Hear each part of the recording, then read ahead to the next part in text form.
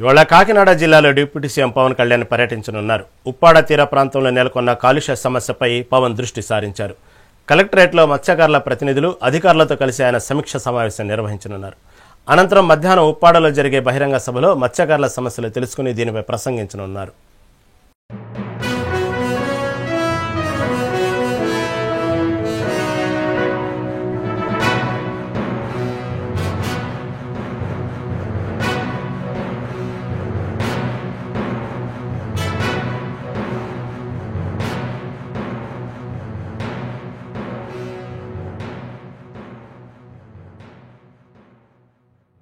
ఇవాళ కాకినాడ జిల్లాలో deputy CM Pawan Kalyan పర్యటించనున్నారు. ఉప్పాడ తీర ప్రాంతంలో నెలకొన్న కాలుష్య సమస్యపై పవన్ దృష్టి సారించారు.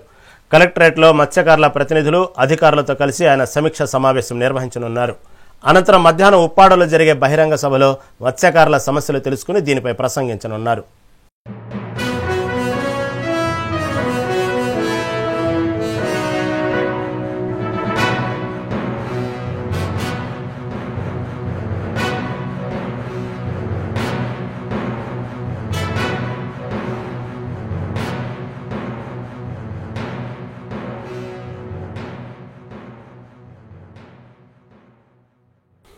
ఇవాళ కాకినాడ జిల్లాలో డిప్యూటీ సీఎం పవన్ కళ్యాణ్ పర్యటించనున్నారు. ఎప్పటి నుంచో ఉప్పాడ తీర ప్రాంతంలో నెలకొన్న కాలుష్య సమస్యపై పవన్ దృష్టి సారించారు. ఎందుకంటే డిప్యూటీ సీఎం పవన్ కళ్యాణ్ దృష్టికి ఉప్పాడ తీర ప్రాంతంలో నెలకొన్న సమస్యలు గతంలో అనేక సార్లు విన్నవించారు. అక్కడ సముద్ర తీర ప్రాంతాల ప్రజలు కానివ్వండి, ఉప్పాడ సముద్ర తీరం పొంగినప్పుడల్లా అక్కడ ఉన్నటువంటి ఆ తీర ప్రాంతాల ప్రజల ఇల్లు మొత్తం కూడా కొట్టుకుపోవటం కానివ్వండి, ఇటుపక్క కాలుష్య సమస్యలు కానివ్వండి, పవన్ దృష్టికి అనేక సార్లు తీసుకెళ్లారు. దీనిపై పవన్ వాళ్లతో మాటిచ్చాడు ఉప్పాడ తీర ప్రాంత ప్రజలకి. ఈరోజు దానికి సంబంధించినటువంటి ఆ సమస్యపై పవన్ దృష్టి సారించేటువంటి అవకాశం కనబడతా ఉంది. దానికి సంబంధించే ఇటు కలెక్టర్లో అక్కడ ఉన్నటువంటి కలెక్టరేట్లో మత్స్యకారుల ప్రతినిధులతో కలిసి అదేవిధంగా అధికారులతో కలిసి కూడా ఆయన సమీక్ష సమావేశం నిర్వహించున్నట్లు వార్తలు వస్తూ ఉన్నాయి. ఈరోజు అక్కడ కాకినాడ జిల్లాలో పర్యటించలో భాగంగా అనేక సమస్యలు గతంలోంచి ఎదుర్కొంటున్నటువంటి ఉప్పాడ తీర ప్రాంత ప్రజలు ఏదైతే ఉన్నాయో ఆ ఉప్పాడ తీరంలో ఉన్నటువంటి మత్స్యకారుల ఇల్లు కూడా అనేక సందర్భాలు కొట్టుకోవడం చూసాం.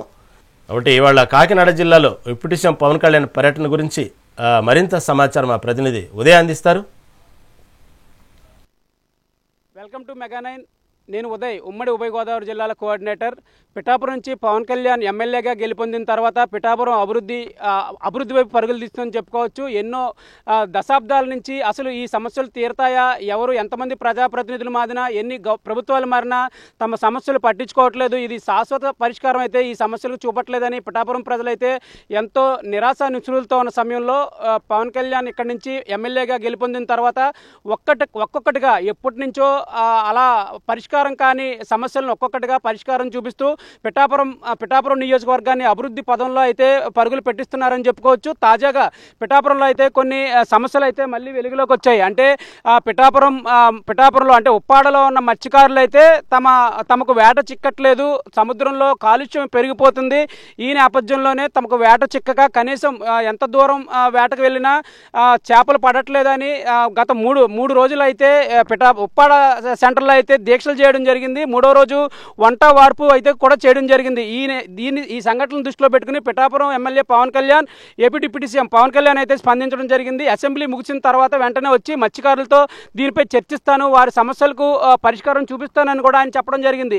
దీనికి ఆయన ఇచ్చిన మాట ప్రకారం ఇప్పుడు ఉప్పాడకైతే ఆయన రానున్నారు.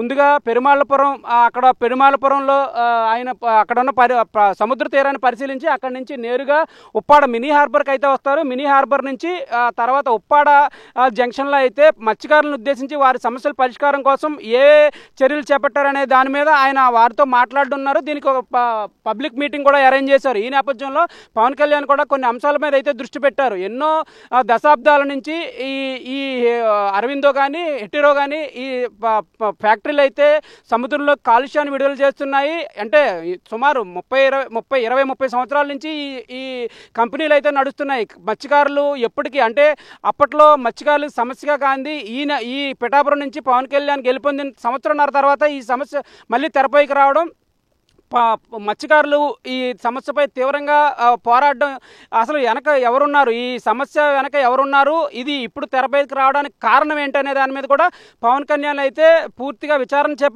చేపట్టారని తెలుస్తుంది. పవన్ కళ్యాణ్ గెలుపొందిన తర్వాత సంవత్సరంన్నర తర్వాత పిఠాపురం ప్రజలు ఎవరు ఊహించలేనంతగా ఇక్కడ అభివృద్ధి అయితే జరిగిందని ఇక్కడ ఉన్న ప్రజలే స్వయంగా చెప్తున్నారు. ఈ నేపథ్యంలో ఎన్నో దశాబ్దాల నుంచి ఈ సమస్య అయితే ఉంది. పిఠాపురం మత్స్యకారులు అయితే, ఉప్పాడ మత్స్యకారులు అయితే ఈ కెమికల్ ఫ్యాక్టరీలను అయితే ఫేస్ చేస్తున్నారు. సముద్రంలోకి కెమికల్ ఫ్యాక్టరీలు ఉన్నప్పటికీ సముద్రంలో వేటకు వెళ్తున్నారు, వారి జీవనోపాధి అయితే సాగుతుంది. కానీ హఠాత్తుగా ఈ సమస్య అయితే తెరపైకి వచ్చింది. ఈ అరవిందో కానీ హెట్రో కానీ ఈ పరిశ్రమల వల్ల తమ మత్స్య సంపద వేట అయితే తమకు చిక్కట్లేదు, తీవ్రంగా సముద్ర జలాలు అయితే కాలుష్యం అవుతున్నాయి, తమకు నష్టపరిహారం ఇప్పించాలని కూడా మత్స్యకారులు అయితే డిమాండ్ చేశారు. ఈ పోరాటం అయితే ఉత్కంఠగా మారింది. కలెక్టర్, ఎస్పీ కూడా వారితో చర్చలు జరిపిన వారు ససేమిరా అనడం జరిగింది. నాయకులు, ఎంపీ కానీ ఇక్కడ ఉన్న స్థానిక నేతలు కానీ వారితో చర్చించారు.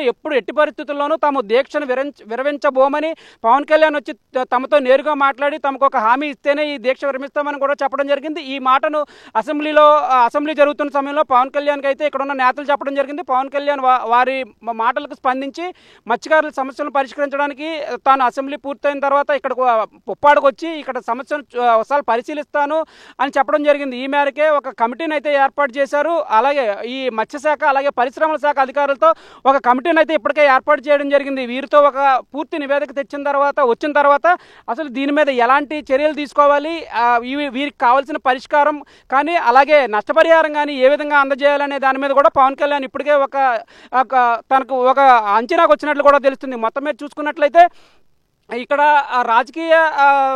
రాజకీయంగా ఎన్నో పై ఎత్తులు అయితే జరుగుతున్నాయని ఇక్కడ ఉన్న ప్రజలే చెప్తున్నారు. పవన్ కళ్యాణ్ పిఠాపురంలో ఎమ్మెల్యేగా గెలుపొందిన తర్వాత ఇక్కడ పిఠాపురం నియోజకవర్గానికి ఒక ఇన్ఛార్జిని అయితే నిర్మించారు.